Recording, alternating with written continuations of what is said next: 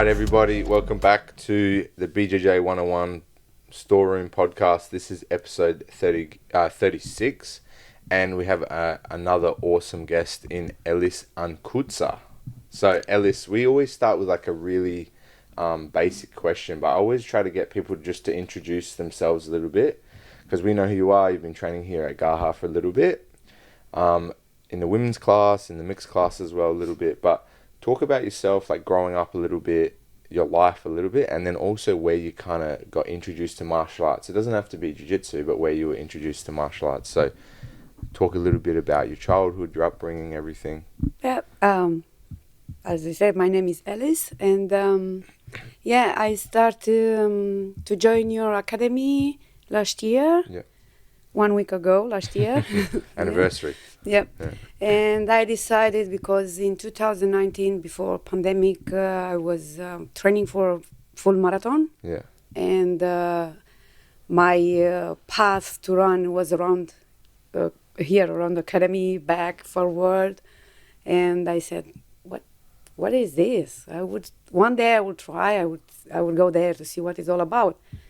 Then in the winter time, it's the dark is coming quick in the park. It's coming fast, and I was a little bit scared to run in the park after 4 o'clock, 4:30. And I say, if someone will attack me, what will happen? What can I do? And I said, definitely I have to join the academy, Jiu Jitsu, to start to defend myself, to learn to defend myself. And it took me 2 years to actually. It needed the pandemic to decide to convince me to. Okay. Yeah. So, and before that, I used to train. I was in a run group. I'm not a professional runner. I'm just amateur. And yes, and then we are a bunch of people to train, to do some exercise, sportive, and now I'm dedicated to Jiu-Jitsu. I left behind all these activities. Yeah. And I'm training 3 times per week here with you guys. And in 1 year I also had a competition, which I won the gold. We're going to talk about that. We're going to talk about that a little bit later. But what did you, in this time of training, what did you, like when you arrived, like you have one thing, like expectation in your head, or what is going to be this, or this might help me with my, how you call it, like self-defense, if something happens. But what actually, how did you find Jiu-Jitsu? Like after 1 year, what did happen to you that you start liking, or why do you liking? Yeah. It's a good question, this one. Yeah, in the beginning, I didn't have too many expectations, because I saw some tutorials and I said, man, this is not easy. It's not like a run. Just put the shoes in and go for a run. I said, this is more than that, and you have to have a discipline and to open a little bit more, to learn, to memorize the things. Think a lot about it. Yes, think a lot about that. Yeah, and it wasn't easy, because I wanted to give up 2 or 3 times in this year. I said, no, this is not for me. It's too tough. It's too hard. It's too, especially when I was training with girls with higher level, yeah. And I was beaten like a chicken, and I said, no, this is definitely not for me. Okay. But then I said, then okay, you give up Jiu-Jitsu, and what you do? What you do? And I said, at least Jiu-Jitsu, it makes you think. It helps you to improve your memory. 100%. It's against the Alzheimer and health, mental issues. Sure.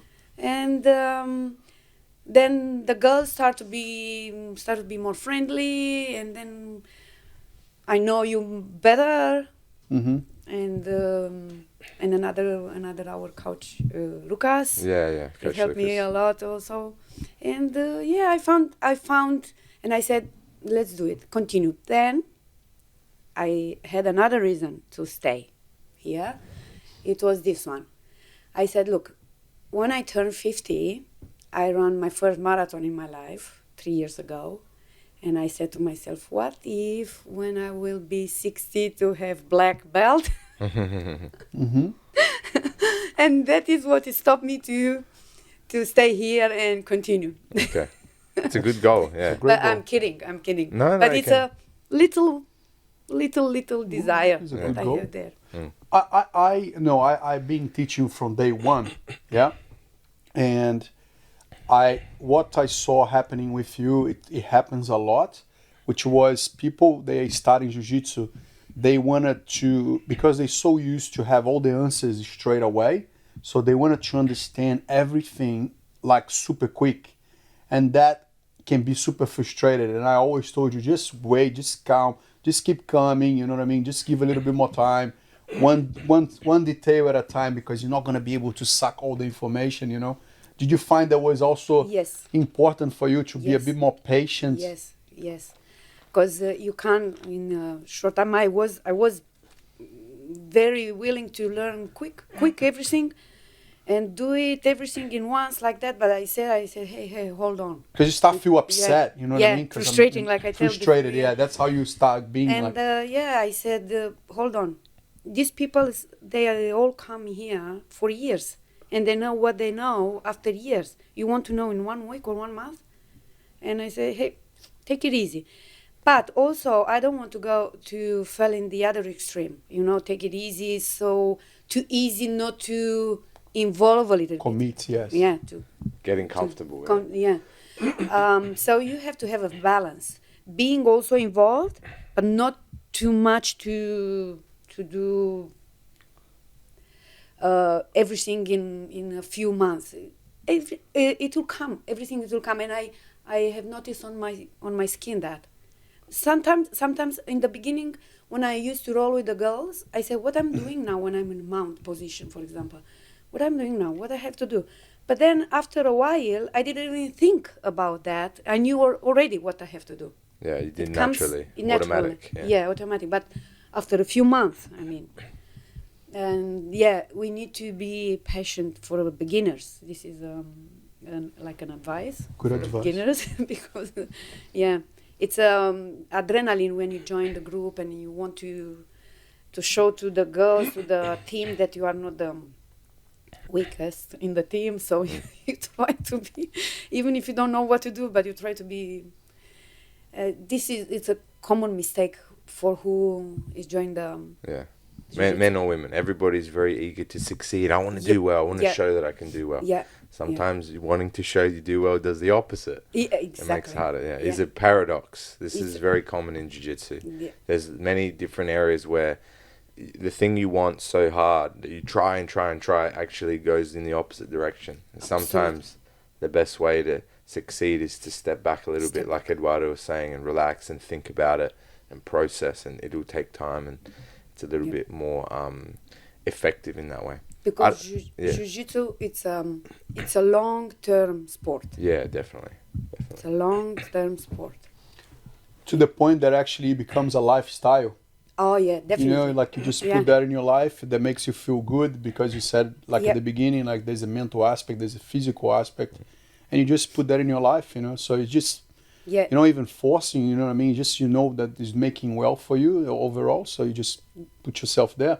Yeah, and discipline too, because look, and I think a little bit become also depending, like a bug, let's say, because when I miss a train, not for different reason, not personal reasons, I have to do another activity, something. Like everyone, yeah. Oh, I feel, I miss my class.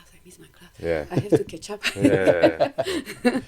Yeah, so... it's a good addiction. Yeah, it is. Yeah. It is. So I hope, to follow.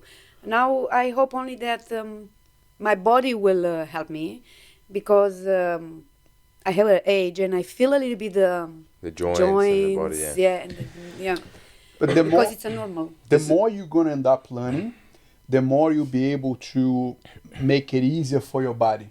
Okay. You'll be able to move, and before you move, you're going to go, is this move is going to hurt myself, or I'm okay here, or you're not going to do certain positions that you know might perhaps bring you an injury, you know. So you'll be able to preserve yourself more and train a little bit different. I think in any sport, as you get older, you get more experience Yeah, to more be able understanding. you play more intelligent rather than more physical. Physical, yep. I think it's important though that everybody that does anything physical also does like some strength and conditioning though. Yeah. Like even you do Pilates and everything now. I lift weights regularly. I think it's still good to do It's a some must. physical activity that it's not even about like the way your body will look or how much stronger you get. It's more just about preserving your joints and your body. And if you train weights or do Pilates or do yoga or certain things that really activate your muscles a lot of the time, and the opposite too, you got to stretch and relax and do all that type of thing too, but it's important to do things outside of just jiu-jitsu just to stay healthy if you're talking about longevity, and in my opinion. Very true. And we've talked about Michael Pegg and a few people that their whole specialization of what they do in life is around that. You have to do things outside of jiu-jitsu to stay healthy. Oh yeah, definitely. Yeah. Something that we always talk about and we always ask too, though, is like, most of the people that we've spoken to that even get to a black belt level, they always had like a history of sports in other areas. Do you have like a history of playing any other sports or doing any other activity before? Yeah, as I said, I had joined in 2016, I think. Yeah, the run group. Yeah.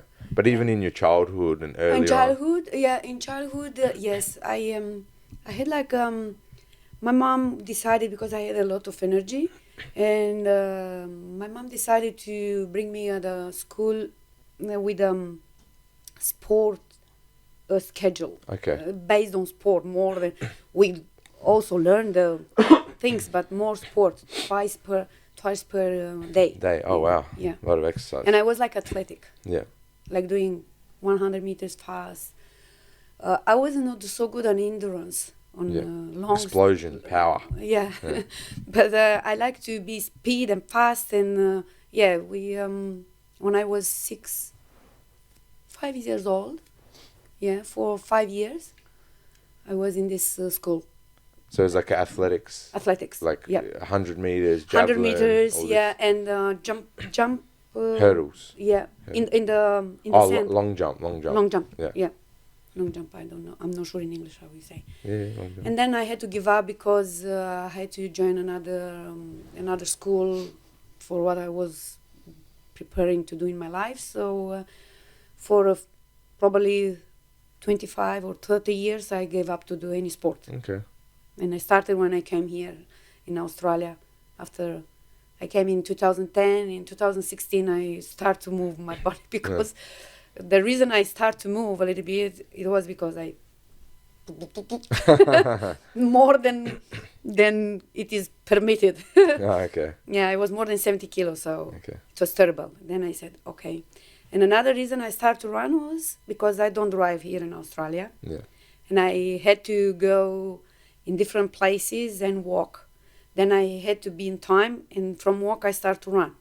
And in this way, I hit two things in once. I start to see around the Brisbane how is, and then I start to run.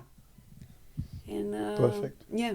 This is interesting because I think you have a much better perspective of what's in the actual city because you take it in physically when you actually walk through the space. When people drive in their car, they're looking straight forward. They don't see everything. They don't appreciate the surrounding. This is an interesting point. Yeah, it's absolutely. And it helped me in my...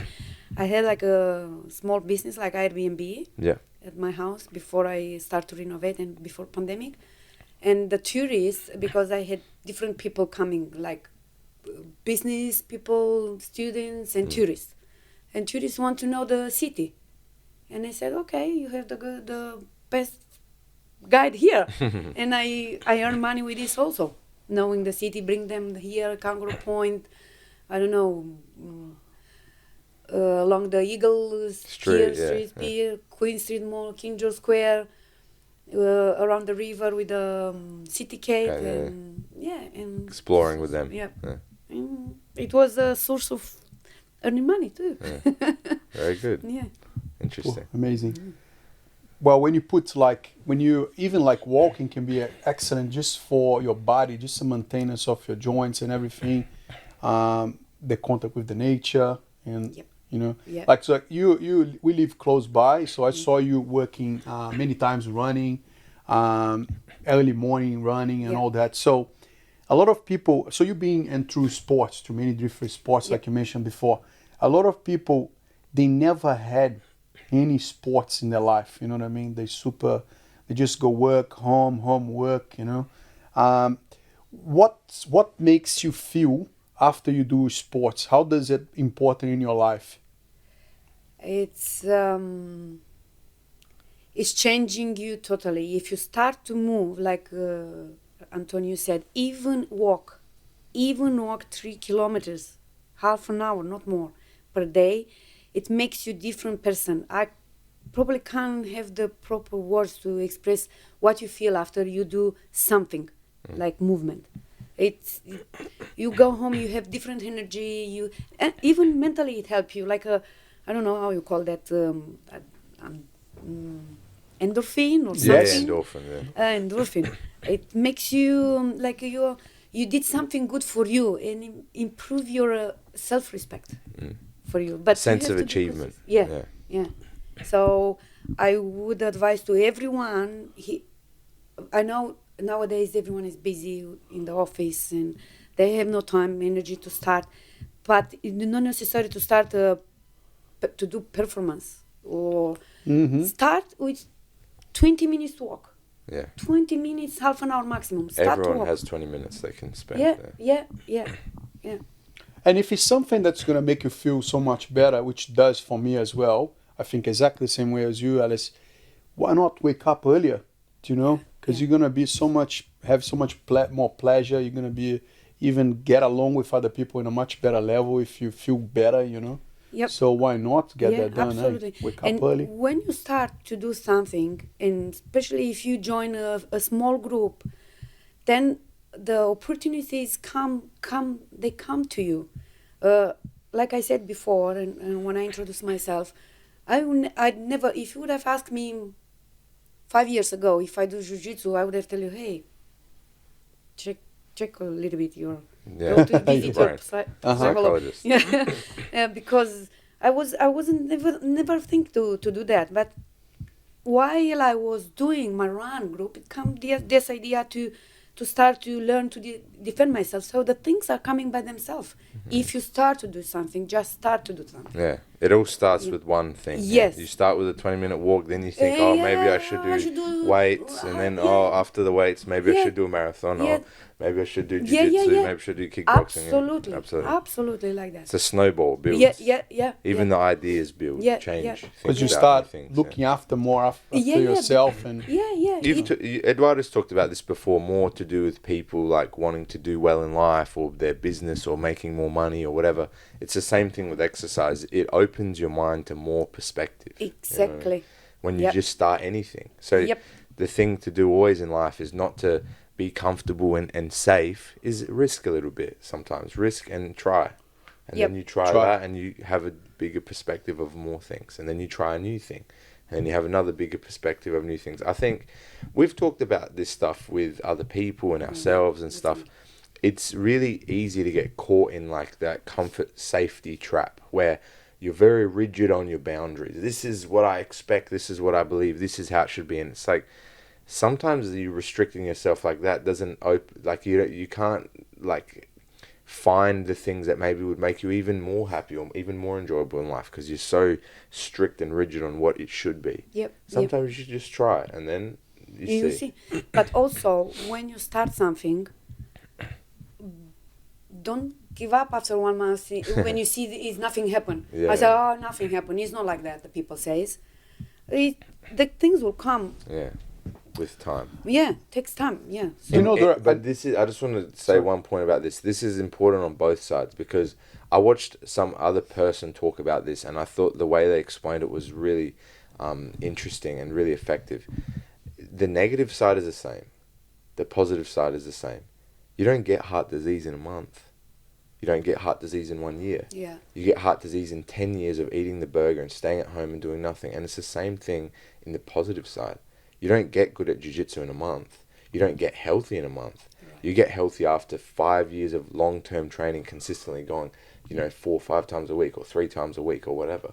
Do you know what I mean? It takes time. You're building, you know, whatever you're building. You don't build a house in a day. It might take you 1 year to build the house you want. And that's that idea. Rome wasn't built in a day. That idea is present in everything. But it's on the negative side too. Yeah. We talked about this with Jess a little bit too, Purple about Jess. Yep. And she said a similar thing here. It's like a spiral you get caught in, and it can go in the negative way or the positive way. Yep. And it just depends what you're putting your effort and energy into it. The problem is normally we feel it's easier when we're comfortable. But like life works like this. Either you have the negativity on the front end, you work hard early, and then it gets easier on the end. And that's what happens with jiu-jitsu. Yeah. It's really hard for the first 2 or 3 years because it's so new, it's so complex, it's so whatever. And then you kind of fall into a groove that you can keep pushing forward and you keep getting better. Or it's the opposite. It's really easy now. Oh, I'm going to just relax and be comfortable, and then 5 years later, now it's hard because you can't change anymore. Yeah. And sometimes... It's so true. Yes, very true. And sometimes also, I say that a lot for students, like they are the last person to kind of feel that they're actually getting better. And sometimes if you just stop for a second and you look back, because people don't do that in retrospect, just look back when you started, you know, and look back at you now, right? And don't try to compare yourself with someone that's been training 10 years because that's not going to get you nowhere. But just by doing the comparison, when you started to now, you're going to go, oh my God, I learned so much, you know what I mean? And that's what people don't do right now. They just want to go from point A to point B and why they're not there, and that is frustration. But, you know, like you have to celebrate small victories along the way, you know what I mean? Yeah. Celebrate the process rather than just the final win, you know what I mean? Because that's what makes you driving towards it more, you know? Yep. Yeah, it's hard to document this stuff for people. They don't, like, I notice it because the problem with a lot of people is even though there's people that are new, they're all starting with that same kind of time difference. Does that make sense? So they come in, they've been training for a year or more, they've been training for 6 months less, and they don't feel progression because they're getting better as well, and they all kind of move together. So I'm in the same spot. Only when, like, you know, out of nowhere, someone brand new comes in after a year, and then they train with the person, they go, holy shit, like, I actually know something now. Or, like, for me, I remember this when I was... You go to a competition. Or, like, for example, you do a competition when you first started, you know, 3 months in, and then you do another competition when you're, like, a year or 2 years in. And a lot of the time, just video footage. I remember myself, I had a video, like a DVD video that someone filmed, like, on a camcorder when I was, like, 14. First time I did jiu-jitsu. And I remember watching it when I was like a blue belt or something like that, and I was a bit older. You know, I was probably 16 or something at the time, because I think I started 14-ish or something like that. And looking back on it, I'm like, God damn, oh my God, this is so bad. I didn't know what I was doing, like, just like, grab the guy aggressively. Like, it was not very technical, but I was bigger than the person I was fighting, so I just grabbed him in the kimura and put a kimura on. And you can tell the difference in how much it's changed. It's funny. It's interesting. But yeah, either people training with somebody that's brand new, they've been training for a year and they realize, like, oh my God, I actually know something now. This person can't do anything to me. Or like if you have video that you can watch of yourself from, you know, a year ago, 2 years ago. It's funny. Like probably I will do after a few years of doing jiu-jitsu. Yeah. I will laugh about my first competition. I will laugh of me because it was terrible. I won the gold, but it wasn't actually a technical match. That's okay. Yeah, That's the start. Because I was scared to be pulled down, and I tried to stay on my feet. And because I was also hurt to my my foot, so I a bit worried about it. Yeah, so I am. But strategy goes a long way in competitions, you know. Like sometimes you might have a opponent that's not gonna play so technical, and you're gonna have to. There's a time limit that will eventually finish, and you know whoever's ended up on top in points if there is no submission, you know, like so. Not necessarily is going to have, not necessarily is going to be the most technical matches, you know.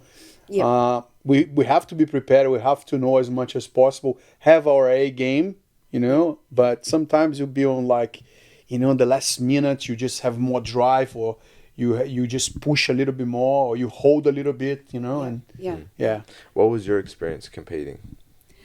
Wow, look, after I finished, I said, wow, everyone has to do that. Who start to do Jiu-Jitsu, everyone has to do. Probably I was not ready. I did it a little bit too early. After, I don't know, after 6 months of training. Yeah. And I wasn't not ready. But now I will wait for a little while. I will train better. And when I go, I will turn back to compete. I want to be mentally prepared for that. Yeah. And but now I'm happy because I have done this to see how the things are going there. And yeah, it's the top of your training, I think, competition. Yeah. Okay. Then you can see what you are able to do. What you have to improve. What you have to improve. Yeah. Highlights your strengths and your weaknesses. Yeah, definitely. Lays everything out for you to see. Yeah. Yeah, and I saw not only in my when I drilled, I watched the other girls what they were doing, or boys from our Gara team. Yeah. I saw team drilling, and he was wonderful. I was so happy for him, and yes, I watched and I saw everyone tension, everyone try to do their best. Yeah. And you can also learn from watching as well. I think that's what you're saying, right? Just by watching people, you can learn a lot. And you are in there and you can see, and then you realize if really you want to continue after the competition. And probably competition was the one reason that I said, okay, I will stay now. I agree with this. I think one of two things happen when people compete. People go and compete and they realize they don't like it and they stop. Or they go and compete. Whether they win or lose, they realize, all right, I'm interested in this and I'm going to train even more now. Have a goal. Yeah. I agree with that. Yeah. It's like a baptizing thing. You jump in the deep end and you realize whether you enjoy. Do you like this? No, I'm drowning. I don't like this at all. I don't want to do it anymore. Yeah, it's true. It's like or baptizing. They go there and they do it and they go, you know what? It's uncomfortable. It didn't feel good, but because I lost. But I want to improve. This is going to make me better. Yeah. And I want to continue. It's a test. Yeah. It's a test. Interesting. Yeah. I'm curious how I will do, how I'll act, how I'll fight in the second competition. I'm curious, but this is the short-term goal. The long-term goal, I said, I want 6 years old. Yeah. But the short one is this, the next competition. Yeah, but you start with the short one and hopefully it leads to the next one, like we talked about with the exercise. Do another competition, train more, do another competition. Elis, this is a question a little bit less specific to Jiu-Jitsu, but when did you move to Australia? In 2010. Okay. Yeah. All right. 2010, and where were you living before that? In Germany for 1 year. Yeah. I was living. And before Germany, in my country. I moved in Germany because I wanted to move my business from Romania to Germany when the crisis came in 2018. And then... And that was Airbnb there as well? Or? No, Airbnb. I had my own company. Selling, buying fabrics. Oh, okay. Textiles. Yeah. From Italy and sold them in Romania. And I started in 1997. Yeah. My business. And in 2008, when the crisis came, the banks couldn't afford to borrow money for people who was buying the stuff for me couldn't pay me back, and I had to wait for months and months, and I said, no, this is something which is going not good, so I have to move my business in Germany because I had some friends in there. But that was a little bit difficult because the business that I do in Romania is not the same doing in German, and I had to start to learn the language. Yeah. They would not allow you to start a business there if you don't know the language and you don't have the study in textiles in business management. Okay. Yeah. And oh my God, I said, okay, I study for 1 year the language. Then they said another 1 year for management and marketing, stuff like that.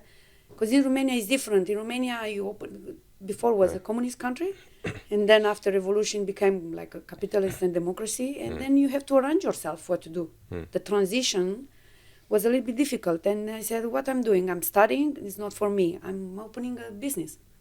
And I started to open a business like that, like learning by walking. Yeah, just doing it. Yeah, just do it. My grandparents were the same. They passed away now, but my grandparents were similar. They were like immigrants from.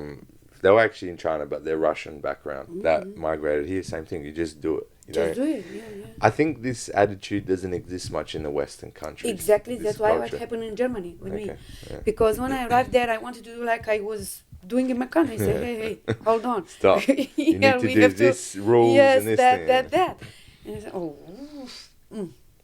And I had a cousin here. She came 30 years ago after revolution. She immigrated in that moment. To Australia. In Australia, in Perth. 2 cousins. They always used to, we grew up together. Yeah. And she always told me, come, it's different here, it's different. And in the very beginning, when she left, I said, I will never talk to you because you betrayed the country. I was very nationalist girl in that time. Yeah. And now, I thank to her for what she has done nowadays after 33 years. Yeah. And she always used to tell me, come in Australia, it's different, you see, it's different life. And I came like a tourist first. In the very beginning, I was like a tourist for 6 months. In 2010? 10, yeah. Okay. And I went in Perth, and then I moved to Brisbane. Oh, okay. Yeah. And then I had a temporary visa, then permanent, and then citizen. I became citizen in 2016. Okay. Yeah. What was it like growing up in Romania in that time? Like like just growing up in Romania, what was that like for you? For me? Yeah. My life? Yeah. Just growing up in Romania. Oh, look. Before revolution, when the revolution came in Romania, I was 20 years old. Yeah. I was too young to understand what happened. So until that time, I was studying and, like life, teenager life. Yeah. Okay? Yeah. After revolution, suddenly we were like children without parents. We said, what happened now? Because before revolution, we had one party, Communist Party, one leader, and we had to do what they said to do. Yeah. After, now what do we do? And we start to think for ourselves. Mm-hmm. And I start this business. And when I start this business, I'm telling you, I really had a good life because the business was good, a lot of money, but in the same time, a lot of stress. And you are not like you. When you have a business, especially if it's a big and involved, you are not you anymore. Yeah. Because you are thinking and your life has to be around the business. How you pay the people, how you pay the fee, the taxes, banks, things, rent, because we couldn't have our own buildings, and you have to focus how to make more money for keep all this. Mm-hmm. And I had money, but I didn't live, to be honest. When I start to live, I start to live here. Okay. When I came here, no business anymore, no money anymore, but I start to. But no stress either. Yeah. Nah. Yeah. No.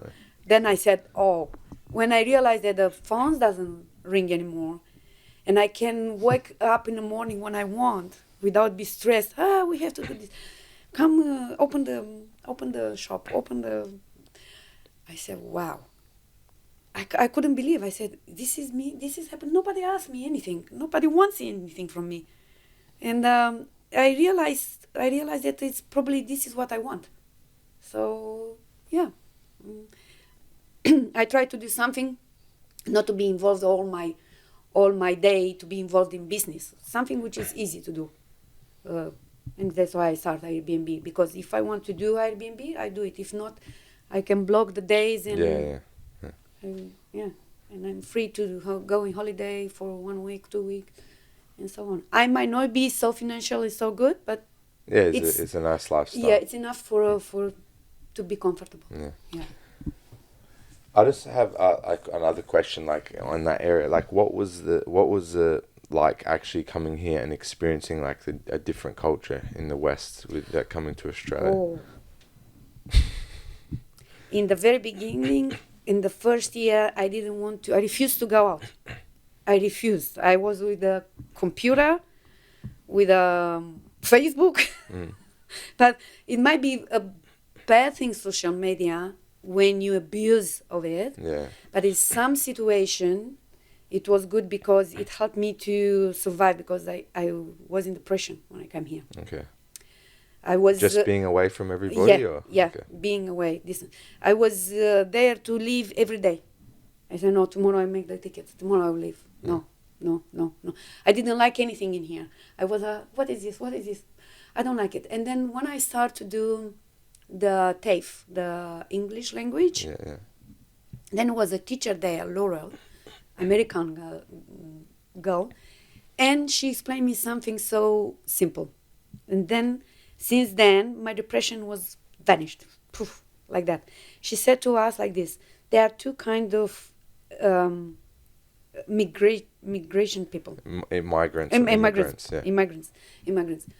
The first category is the immigrants that came here very enthusiastic.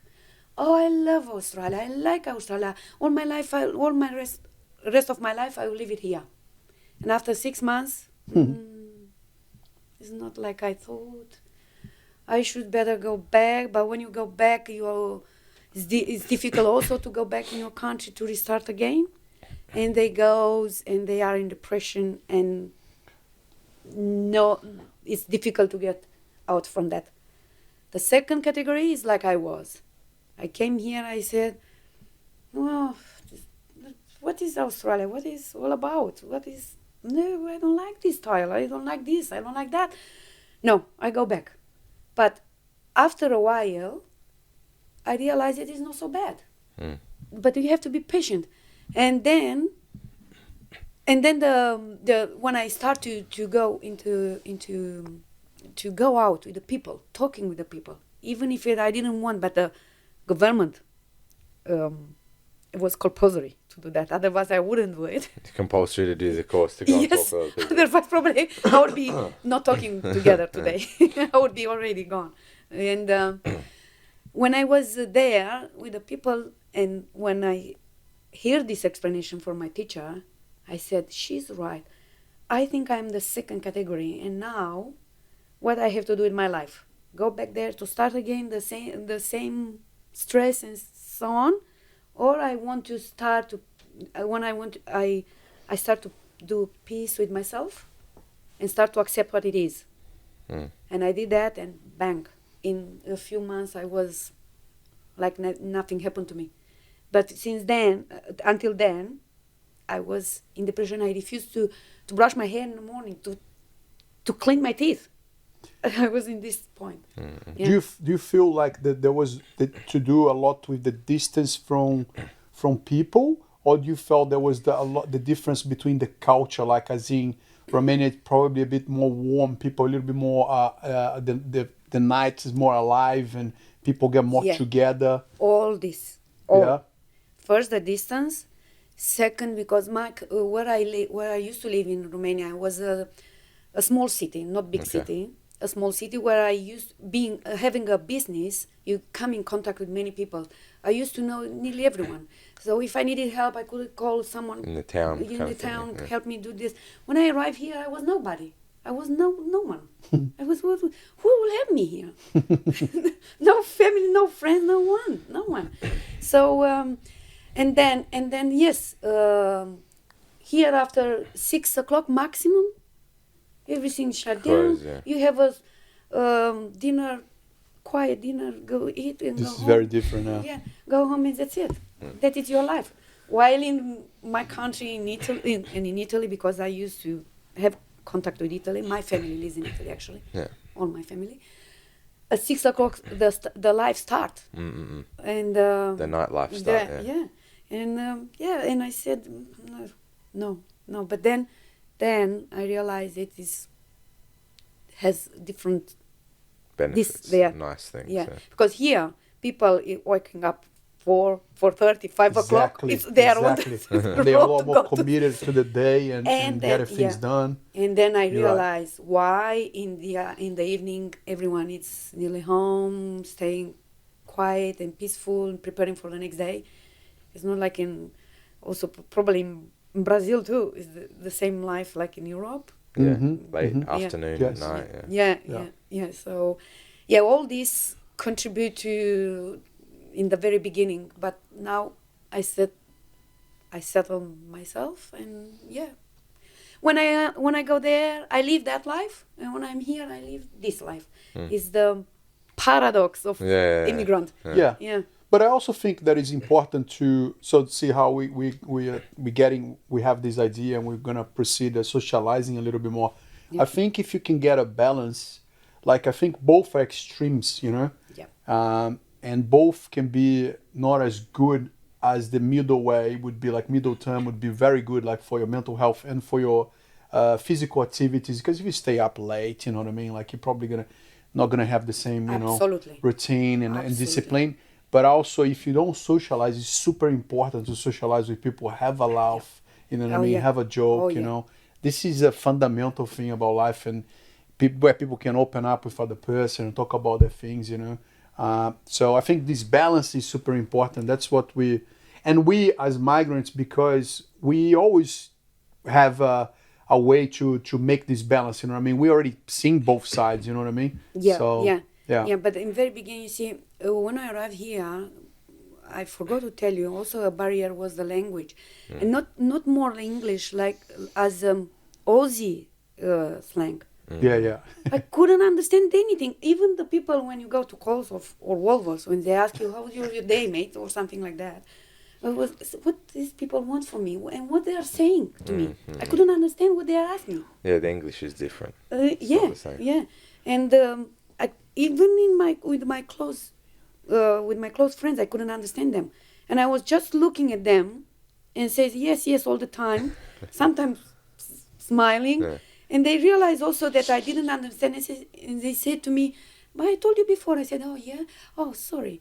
I was embarrassed. I tried to avoid Australian people to talk to, because I couldn't understand and I couldn't express myself. And I tried to go in my community, Romanian community, and to. Is there a big Romanian community here or not? Really? It's not big as Italian community, for example, or like Greek community, or like. But we are pretty big community. I know here in Brisbane around. I'm not talking about the surrounds. I know probably 300 Romanian. And when we do a festival like Romanian wine festival or something, they are even more than that. They come. We should go there. Surround. Probably we'll join this year together. I will send you the invite. Awesome. I'm gonna go there. Romanian festival wine. Have you been back to Romania since? Before pandemic, I used to go twice per year. A year, okay. Twice per year, because I still have everything there. I have my car there. I have my flat there. I have my friends. It is like I'm going in holiday there. When I arrived in Romania, everything is the same. Like I left. Even your friends, the exactly same conversation. Exactly. It's kind of funny that. And they are there, and it is like I was 2 weeks in the holiday, not 10 years in Australia. It's really funny. Yeah, it is the same. This is like that, especially like on smaller towns and things like that too. It doesn't change. It's the same. And it's beautiful as well. It's like a beauty in that. It is different. It might be not so exciting like big cities like Brisbane or, I don't know, Sydney or whatever. But you feel more to belong to something. This is an interesting point. I talked with Paul White, who's a psychologist, on another podcast with him, and he talked about the fulfillment comes from having a socially valued role, being connected with people socially. This is the only thing in life that gives you like a fulfillment. Like a lot of people talk about themselves and self-worth and self-esteem. He said all of that is absolute rubbish. The only thing that makes you feel fulfilled and happy and joyful in life is having a role that's socially valued by the people around you. like having this business where you were connected with most of the people in the town, and they help you and you help them, and being socially valued. They value what you do, your role, what your job is, whatever you contribute to everyone around you. They need that, and that's the only thing that makes you feel happy and fulfilled in life. And it's easier to do, I think, in a smaller, less people. You know what I mean? You have to rely on each other. Oh yeah, it's a very interesting point. So when I'm living here, I miss Romania. When I'm in Romania, I miss Australia. So on, and I used to go in Romania every twice per year, but since pandemic, it's harder. Then it was a problem because I was not vaccinated. And it's still there's a bit still some problem. But when everything will be settled, I will go and visit. I'll go back. Does Romania have like a national sport? Is martial arts big there? Yeah, you will not believe, but in communist time before revolution, we had really big, strong rugby. Oh, okay, Rugby team was competing with South Africa, with England, with Australia. They're competing. If I give you, I can give you the name, but it's not important for you. You can Google it. We were really in the 80s. We were really strong. One of the best team in the world. Romanian. Gymnastics are very strong. Judo. Gymnastics. Also, long time ago was the soccer. Also, we had. So judo is probably the most common martial art there in Romania. Martial arts is the most popular is judo. No, gymnastics. Okay. Because also in the history of gymnastics, but martial arts. Martial arts, like combative, martial arts, not so much. Very popular. Wrestling. No, not so much. Okay. Very popular. Many people do karate. Okay. But it's not the main sport. Main ones is probably gymnastics. Gymnastics. Like we've been competing with Russia for many years. A lot of good gymnasts. I should go to Romania. Find a nice wife there. You have in Russia most beautiful women in the world, man. Too. All right. Maybe I have to go there as well. We're gonna do a tour. Of Eastern Europe. Not now. Not now. It's dangerous. Funny. That's interesting. That's gymnastics. Okay. Did you do gymnastics as well? Like, no, is it something that do gymnastics, many but people? we the club where I was joined as athletic, we were helping each other. Like, athletic girls help the gymnastic girls when they had the competition. To bring, because nowadays you have everything you want in the gym. Gymnasium, But 30 years ago, the mattress you have to bring it from here to there. And help each other. Help each other to carry all the stuff when they had the competition, athletic girl helped them. And when we had the competition, they help us to bring the things in. See, community. That doesn't happen here in Australia. So, they don't help like that. If you do gymnastics, I didn't like you. If we do athletics, they don't like each other. That's funny. That's very interesting. Because you see, communism, it might be not a good thing, and it is not, because it doesn't work. What they want and the ideology doesn't work. But in a way, the communists bring you to stay together, to do the things together. You Forced can't. to. Do you know one very beautiful thing that I observed that happened? Like when you arrived, everyone we have a lot of different cultures here. Like probably one day I was counted, was like 30, like people from different countries. And when someone arrived, and like we had never had a Romanian, like ever. I never taught a Romanian before. And so when you arrive, like everyone doesn't understand really well, you know what I mean? Like, and you also don't understand really well. You probably haven't had much contact with many cultures here. And so there's always that side where like, oh my God, are we on the same track here? But it's really interesting when it's a good person, like with good values. Genuine, You know what I mean? Like after a little bit, they all will connect and they'll flourish. Do you know what I mean? And it will become, and the like when I look back now, your relationship with all the girls that have different ages doing the ladies only class. It's really nice, you know what I mean? Like, and you're super welcoming, and they also get along really well. And it's a beautiful thing to watch, you know what I mean? And something to take always on board when you have different cultures. How it's important to give some time for the adjustment to happen. And you see that if they are good people with good values, they'll bond no matter what. The language is totally secondary. And they can be a super intelligent person with great values, you know what I mean? Exactly, that's not their first language, so you can't speak every perfect word, but guess what? They speak more than one language as well, so, you know. There you go. Here in the Jiu Jitsu class, with the lady class, with the girls here, most of them, they are young, much younger than me. Most of them, they are kids also. Like Melissa or Ana Paula, they are kids. And I'm trying to stay with them, to behave like I'm their mom. I don't know. I love them. Seriously, I love them. I hug them sometimes. And in the same time, when I don't know something, because they are training more than, they have more years. Many years, Yeah.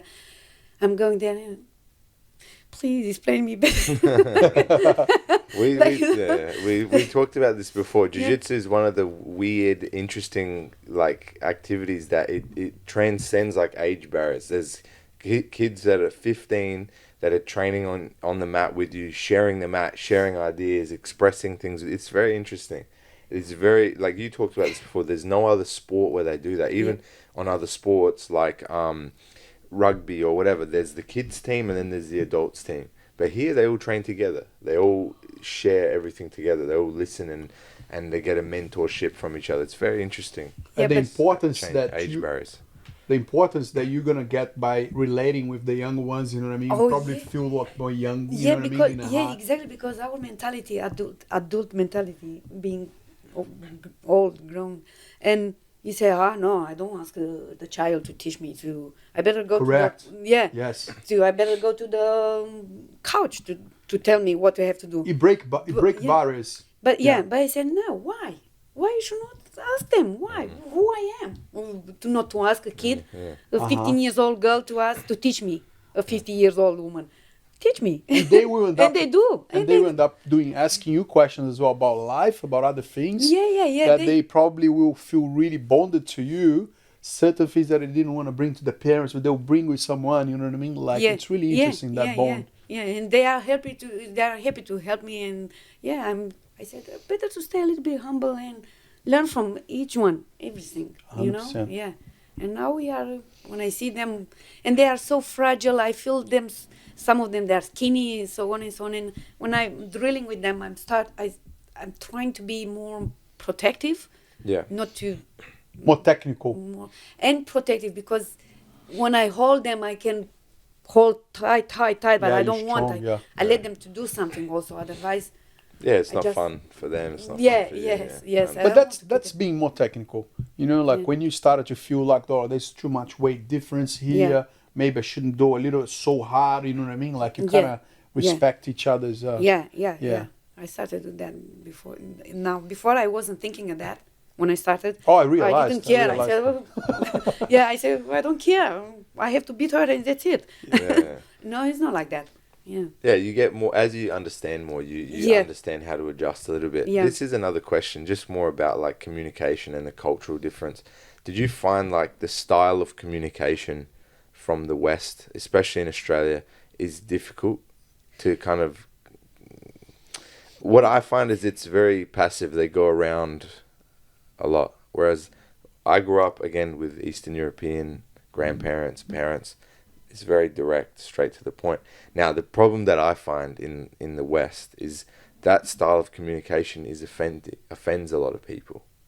It doesn't come from a place of, anything negative, but it can offend a lot of people. Whereas the more Western style of communication is very, like, indirect. They like to subtly a little bit more around the thing. They are polite. But more. They keep more distance. And I remember, for example, we've been 2 weeks ago a party at Gold Coast. In the restaurant, we booked the room, but it could be another 2 or 3 table with the Aussie people, Yeah. normal people, not only Romanian community. And they came some people there. They came sit and eat and we start to party, put the music and dance and so on and so on. And I saw some ladies there trying to, and I said, what if I invite them to dance with us, to join to, you know?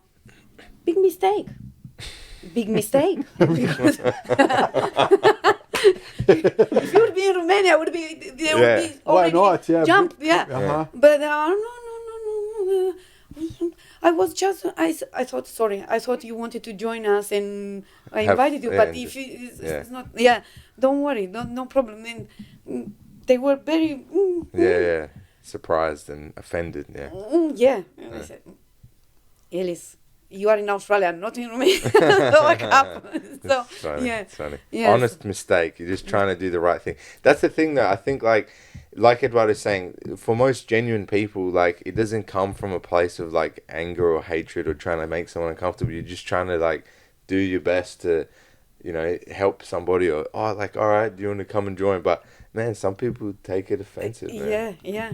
They can't deal with that. They might not even take it offensive, but they just retract. You know, you're just being spontaneous, and they can't live spontaneous. Exactly. It's a cultural barrier. But do you think in Brazil is the same style? Like, is it more direct form of communication? 100%. Okay, it's interesting. I just find like I understand with the spontaneity. Like, some people can get upset with things. Like, if you like out of nowhere say, "Hey, you need to do this thing now," and they've got a schedule and it upsets them. But like, just the rigidness that I find is very difficult to kind of maneuver through. Do you know what I mean? It's hard. Like, there's such a strong, rigid, like, I can't step outside of the boundaries. If I do that, something bad, I'm being bad or something. It's interesting. So you mean here the people are talking straight, you want to mean, or? No. I think in Brazil they talk more straight. In Eastern Europe they talk more straight. Yeah. In here in Australia is a little bit more subtle. Has to be it's true. Massage in the conversation. You have to massage. Oh, it's okay. Yeah. Massage in. Yeah. You can't say, all right, let's go here. You have to be more subtle and more gentle. Is this? Yeah. I struggle with this. I struggle with this with coaching even. I've had people that got upset with me because they say, nah, that's wrong, do it this way, do it like this. Do you see what I'm saying? Now I know what you're saying. In the beginning when I started the Jiu Jitsu competition, Jiu Jitsu training with you. You're scared. A little bit. But in the same time I said, this is the right way to do something. He came there because I wasn't not prepared, as I said before. I wasn't prepared to compete, and I didn't know. After 6 months, you learn things, but not so much. And Anton came there. Come on, don't speak too much. You have to do this and that and that. To do what if I don't know? Just grab the leg and put him down. Yeah, it doesn't matter. You do whatever you want. Come on, hurry up and do it. Yeah, exactly. And I said, okay. And I start there. Good job, perfect, well done. No, I always give the compliment after, but right now, make it happen. Let's go. Let's go. And I don't know if I did it right or wrong, but I did the things. I don't know. Drill, turn, sweep. I tried to do what I could do, you know. Mm-hmm. But I said, whoa, I should do that in the competition. To go to the girl grip, do all I have to use. That's why I was confused a little bit when I compete with a girl, and I try to stay on my feet, not be go on the bottom. Otherwise probably I would have problem to be submitted, and I didn't want. Now you have a great guard. You have a really good guard. Yeah, but she was strong too because she comes from Mongolia. No, but you know how to do guard. You have a great control. Yeah. As soon as you add more submissions and more positions, your guard is extraordinary. Like, the control you have is not normal. It's really good. Oh, okay. But you have to add more, obviously. This is never going to end. But you have a very easy way to hold people in front of you and maneuver.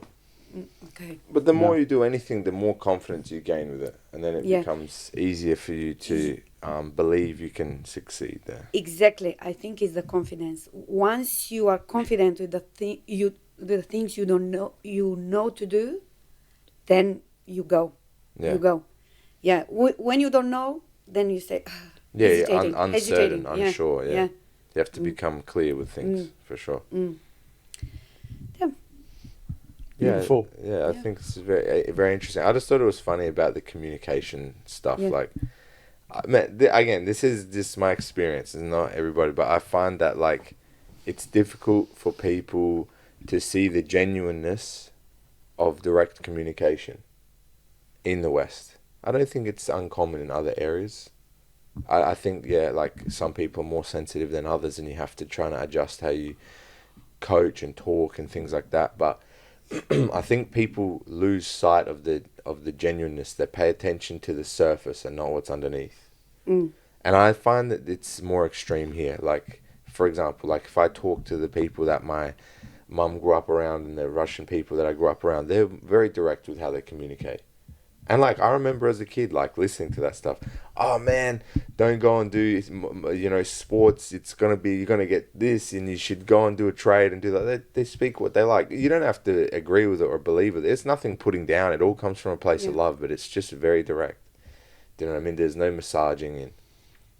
I just find it interesting. The busier the world gets, I think the less people have time to actually look at how, you know, the goodwill of the person that's doing the communication. They just on the surface, like you're saying, and then you just get that certain emotion, and oh no, that was against, you know what I mean? Or they take personal. And that's the biggest problem that we live in now in the whole society, you know? Yeah. That's why no one want to say nothing, no one want to do nothing. No one want to invite no one to join a party, like you know what I mean? Yeah. Because, oh my God, they didn't like, oh my God, what have Yeah. I done wrong? And So, it to stop you then to communicate, you to know? be genuine, to and be it genuine. cuts you like a wings, you know what I mean? But why are people so like standoffish now? I don't think it was as serious before. Even in Australia, like if you go back 50 years, I don't think people were that serious. I think it's because the world's too quick now. The world is changing. The world is changing. The communication is There's no changing time. also. Yeah.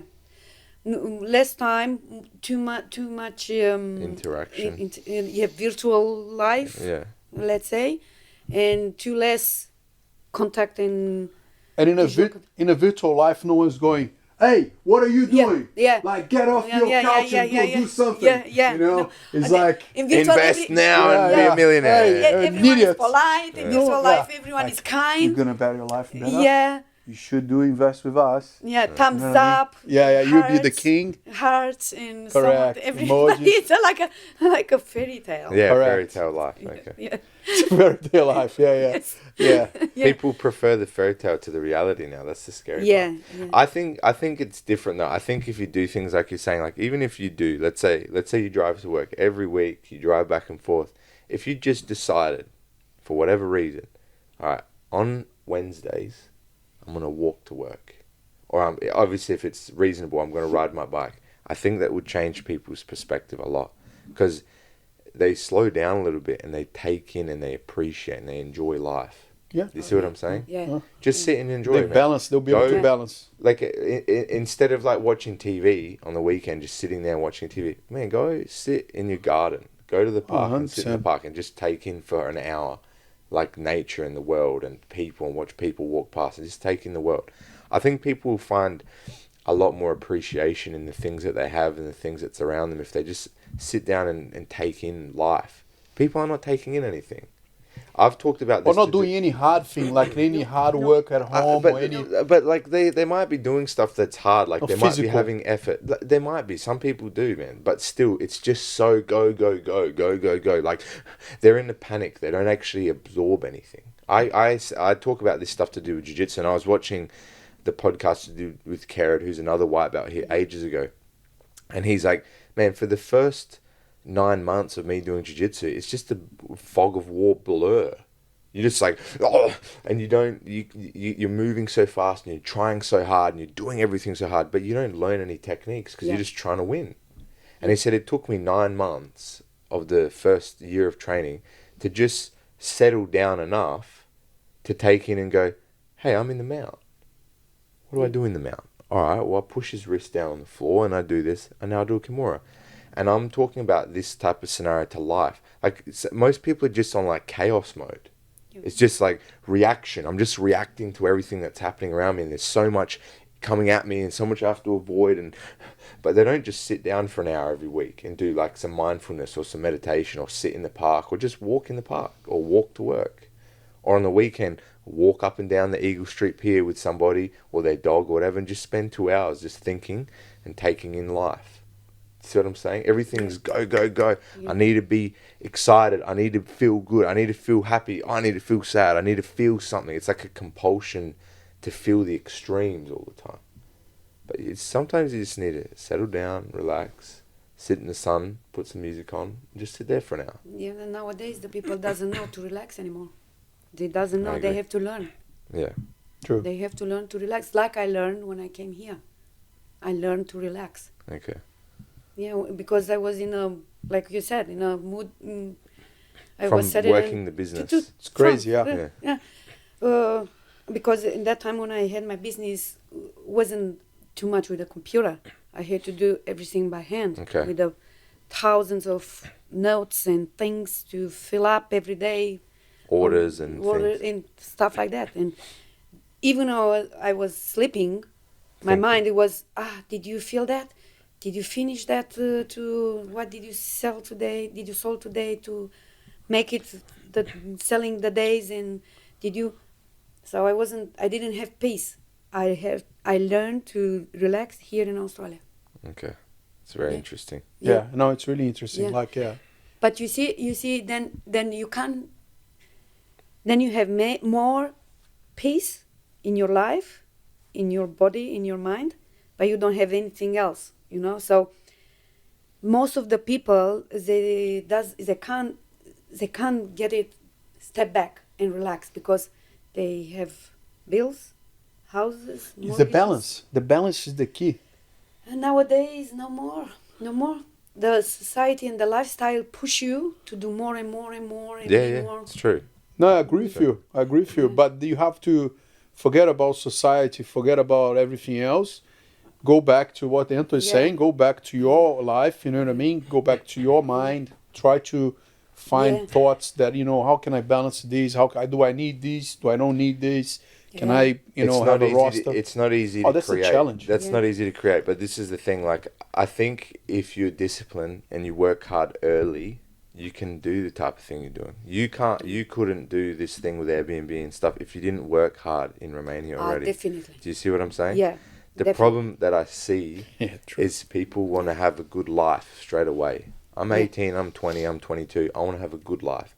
So they work a little bit, they party, they work, they party, they work, they have fun. And then they get to 30, 35, 40 and they go, what the fuck am I going to do? Yeah. I can't do this forever. Yeah. And it's like, yeah, but you made your choice already. I'm sorry. Yeah. You can't go back in time anymore. Yeah. This is going to be your life now. Yeah. And a lot of people get really frustrated because the thing is the society pushes you and tells you, do this, have fun, enjoy, fucking fulfill all the things you want to do.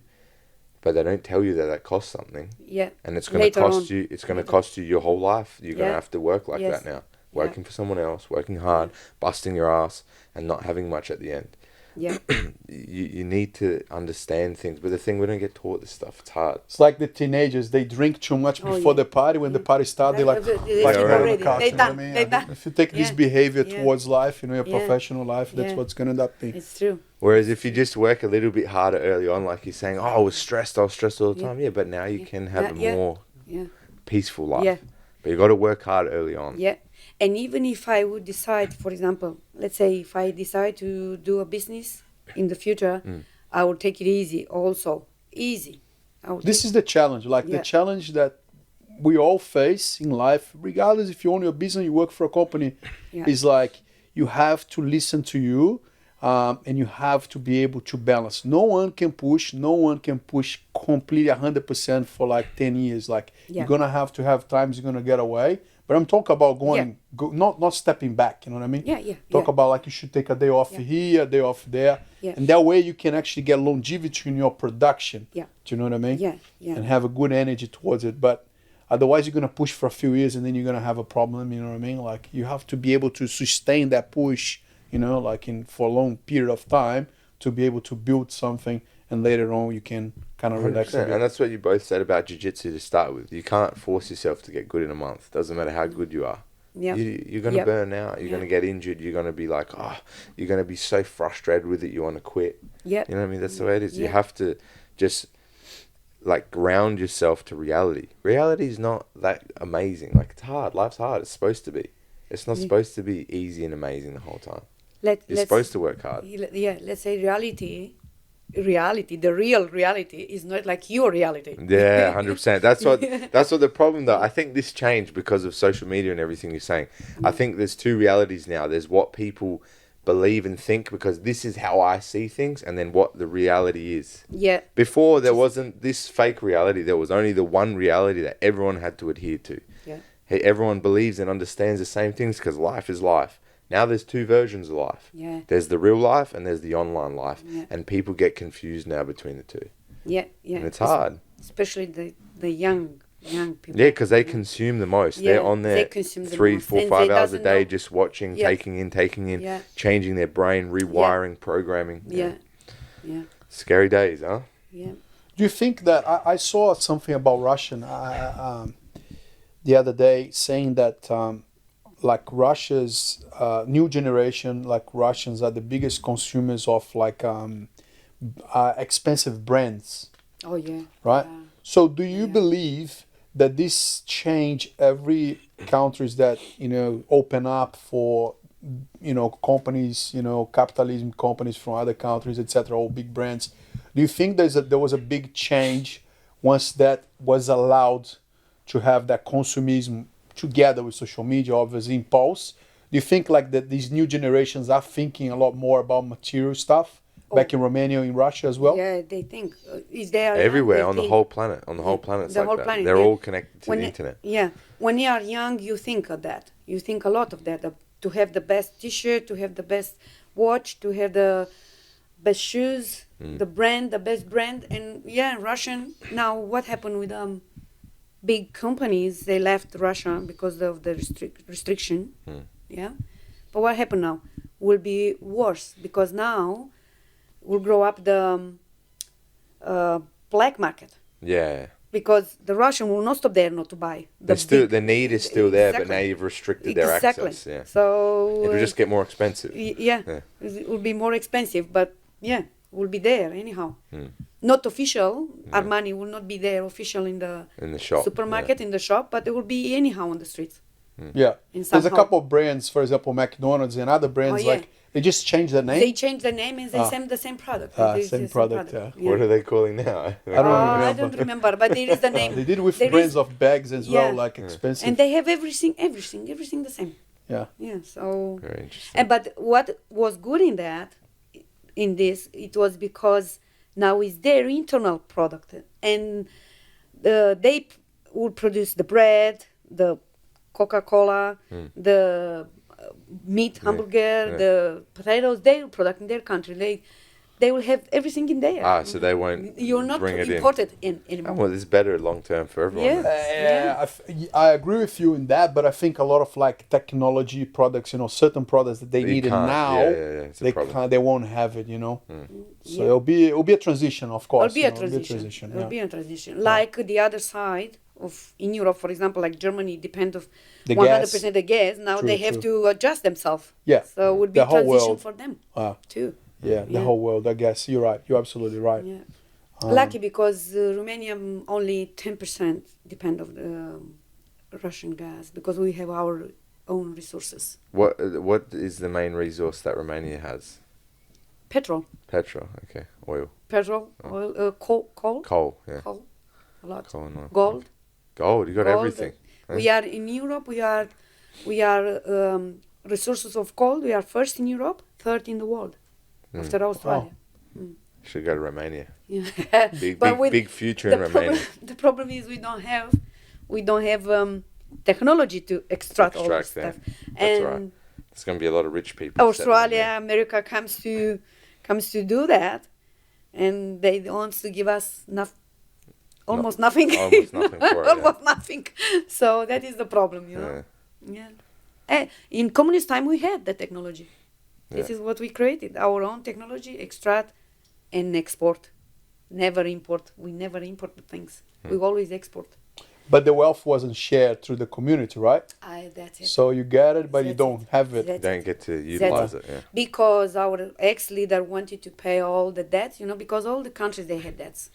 They borrow the money, government borrow money from the bank, World National Bank or whatever and he wanted to not to have any debts to depend on them, on the world banks. And that was a big mistake because he created the industry inside. We had on our own everything, but we suffered for that. We suffered like now, soon will come in West countries as well.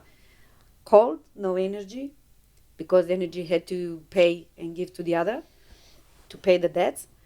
No energy, no light, no gas, no food, because all our food export. So we suffer a lot, and no freedom. You couldn't have a passport in that time go over to leave Romania. Oh no. Okay.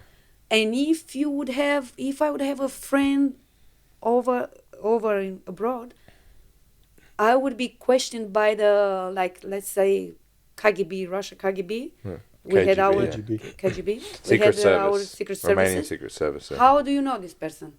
When did you meet this person? Where did you meet it? Then you would be also, if you come in our country, you would be surveilled 24. Surveillance. Yeah. Surveilled 24 on 24 hours to see who you are, why you are coming. That is what was in communist time. Mm-hmm. Otherwise, if you would have freedom and everything necessary to live comfortable, we would never had a revolution. We would have embraced communist system. I see. Yeah. Aye. Yeah. No, we're getting talk about the geopolitical scene as well. That's the beauty. That's part of the lifestyle. 100%. No, but it affects culture. It affects everything. Culture. It's interesting. Yeah. It's interesting. Absolutely. I agree. All of the stuff's connected. That's the thing. Like I just think jiu-jitsu is a really interesting martial art because it teaches you a lot about life and the world and yourself, and it's like a reflection of life in a controlled scenario. And I've said this maybe 50 times, not 50 times, but on every podcast 36 times now. But yeah, it just has so many benefits for so many people. But it's really interesting to listening to your perspective from a very rich experience. You've experienced communist system and working hard and being a business owner and then in a capitalist situation after a revolution, then coming here to Australia and understanding a completely different culture and they, different, complete. You can't even talk to them a certain way or they get freaked out. And can't invite them for a party. That's a problem. But look, here, if you talk to some of young people, let's say, you see the tendency of they want to live our lives that we had in communism. We should be all equal. We should be all the same to have the same. Why should be the rich millions of dollars? They don't understand that. They don't. They make me laugh. Just make me laugh. But look, some are very equality. Yeah, this whole equality thing. They don't understand that you can't create equality naturally. You have to force it on people. What that does is it creates a communism, a modern communism. But they don't understand, and they have not experienced that. That's why, the people my mum grew up around and stuff, the same thing. Their parents came from Russia, all this stuff. They understand. This is insane. Yeah. You guys don't understand. Yeah, but they say, no, because you can go in the hospital without paying. You can go to learn in the school without paying. Everything the government is giving to you. Everything is given to you. But hold on. Yeah, but it has a cost. It has a cost, exactly. It gives you one hand, it is taken. Take the other, exactly. So we should talk to Qantas and Virgin to make flights to get all these people on board on the flights, big flights, and 2 weeks in Cuba. Or in China. Or in China. Yeah, go there. China. Go there. And enjoy complete equality. There you go. Yeah. Enjoy your freedom. Ideology. Yeah. Ideology. The bat soup today. Yeah. And it would have been not and it would have been not enough. I would 2 weeks go back in time. But go back in time. And then bring them then. Experience just 1 week. Just 1 week. Just 1 week. Not more. Just 1 week. I would bring them in the communist time 30 years ago. What about the food in Romania? What's the best fantastic. Food is fantastic. But what's some dishes there Translated in English, it's cabbage rolls, but not the cabbage rolls that you. Similar to Greeks? No. No, like, is it like pirishki, this type of Sarmale? I don't know. Is it like a fried pastry? No. It's boiled. So with cabbage rolls, it's a mix of pork and veal meat, mince meat. And then it's like a dumpling. Rice. Yeah. And then you roll this. This is very serious, you know that, because apart from this description can make Anton get married for a Romanian girl, not like go very to the like be very gentle. Sarmale is they are fantastic, and you take the cabbage foil, and you put all this mix and roll, and you do 30, 40, 50 of those and put to boil with smoked speck. Speck, yeah. Smoked. My mum cooks this really good. Put to boil there for 2 or 3 hours. Speck. Oh, this is really nice. Maybe one day I will do. When I will win another competition, I will do it and I'll bring it here. Sounds good. Sounds good. Yeah. I don't know if you were here. My brother made a shishlik one time, the skewers of meat. Shashlik, yeah. Shashlik. Oh, shashlik is like the skewers. No, his brother made for us after I made grading. here in the grading one time. I think it was the grading before you're here. Yeah. Then you have to do it again. Then you can we'll do it again. We'll have one big one. Let's do a competition. Food competition. Let's food competition. You have to make. You got to make the beans and rice. Yeah. No, everyone makes. He makes the Brazilian makes barbecue. your own country. Yeah. You know. Yeah. Oh my God. Yeah. Oh my God. That's actually could work really well. Everyone Remember, brings a this dish. was my idea. If I win. Very good. Yeah. That's the one thing that everyone can bond over. Everyone can bond over jiu-jitsu and everyone can bond over food. Doesn't matter the culture, doesn't matter where you're from. Everybody loves food. Yeah. And everyone can have a vote. You cannot vote on yours. Which one you prefer the most? Yeah. Okay, we can vote. Yeah, because the winner takes all. The winner takes all. Get a free flight for Romania. Yeah. Oh, I'm gonna win that. Anton's gonna make. I'm going to Romania finding a gymnast. Yeah. Before pandemic. Okay. You want to know a gymnast? Don't tell me matchmaker. Yeah, give all the gymnasts. Yeah. Very good. Elis, thank you so much. Thank you guys for inviting me. Thank you so much. It was a real pleasure. It's very important for us to, I think, on a broader level, like to get to know you. You know what I mean? To have you as a student here. I think you're a great addition for the club. You have amazing vibe, amazing values that we're talking before. How important it is to have different cultures, but if the person is a nice person, that makes a perfect fit. I really appreciate being part of the team and your insights as well on how you started Jiu-Jitsu and how it was important for you and everything. I think it's super valuable, help a lot of people to look and see why I'm not starting, why I'm not doing something healthy for myself and try to balance it out a little bit better their own lives. Thanks so much. Thank you guys, and let's start to compete. Romania, Ukraine, Russia, Australia, Brasilia. All of us competing. We'll compete over the food. No, but thank you so much for coming on. And it was really interesting listening your perspective, especially like how normal it is. Like everybody feels like, maybe this is not for me. I want to quit. But if you just stick it out, like that's the life, man. That's how you get to those points. As you see, I don't want to compete anymore. It's too hard. And then you go, all right, and then a year later, all right, I'm going to try again. And that's part of life, man. You're going to have setbacks. You're going to have times where you have to try again and work hard. And you're going to feel bad. And then you just like, I'm just going to stick it out. If you just stick it out, eventually, you're going to achieve your goal. Yeah, and it might not take 10 years. It might take 15. It might not take, 2 competitions. It might take 5. But just keep trying. Get 1% better. And eventually you're going to achieve. That's it. That's the path to life. Because nothing is come easy if you want something. Nothing is easy on this world. That you really want. And anything worthwhile is always difficult. It's not supposed to be easy. You're supposed to work hard to achieve it. Yeah. Thank you very much. Really appreciate it. Thank you. Us. Thank you. Say us. Urs. Us. Aussie.